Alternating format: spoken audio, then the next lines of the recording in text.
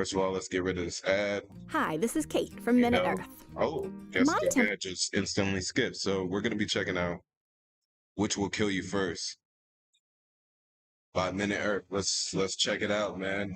Let's learn something today.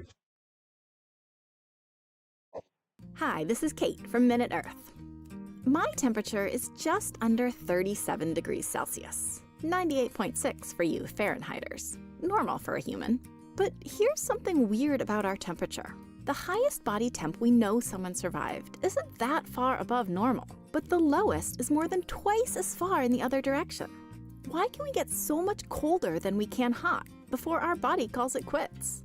It turns out that we are already playing with fire as far as what's happening inside our bodies. Proteins we rely on to perform critical biological jobs work better when they're toasty because heat loosens up their coiled structure, making them flexible enough to interact with other molecules. Plus, warmer temps boost our immune system, making it tough for germs to gain a foothold. But there is a limit to how hot any given molecule in our body can get before it breaks. Over 40 degrees or so, certain proteins get so loose that they start to uncoil completely. Not only can they no longer do their critical jobs, uncoiled proteins start tangling up in tight clumps which can gum up cells. This tangling is what you're seeing when you fry an egg, although the egg's hardy proteins can tolerate way more heat than the delicate proteins in our cells. Other things start breaking above 40 degrees too.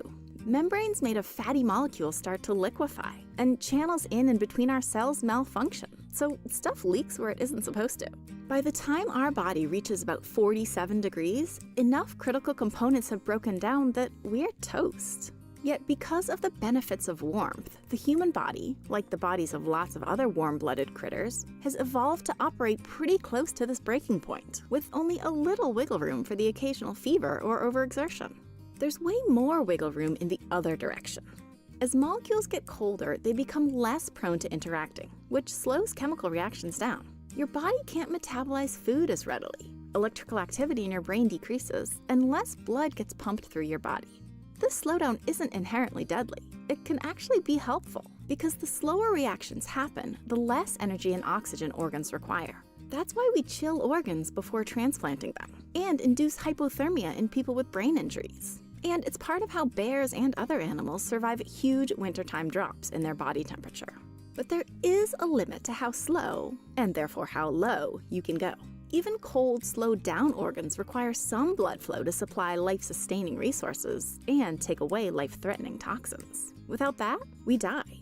But as long as the temperature of a person, or a snoozing bear, stays just high enough to keep our organs working, we can generally reverse the problems caused by cold. Just warm up again, slowly, and things will go more or less back to normal. This very awesome video was sponsored by Surfshark. I know, everyone, including us, seems to be promoting VPNs. Shout out to right? you. Wow, that But was here's the very. thing. So It's what really So let's do a recap. What we learned. What I learned is we can tolerate heat way better than we can tolerate cold, but at the same time, both can help in different ways. The heat helps by, what was it? Something with molecules loosening it up. Molecules loosening up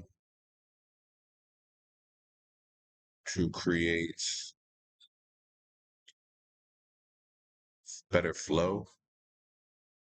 And then the cold helps slows things down to, oh man, but we learned something that's going to stick in my brain. That's going to stick in my brain. This is very useful knowledge. Shout out Minute Earth, man. Definitely WWW. All right, let's see. Let's see what's next.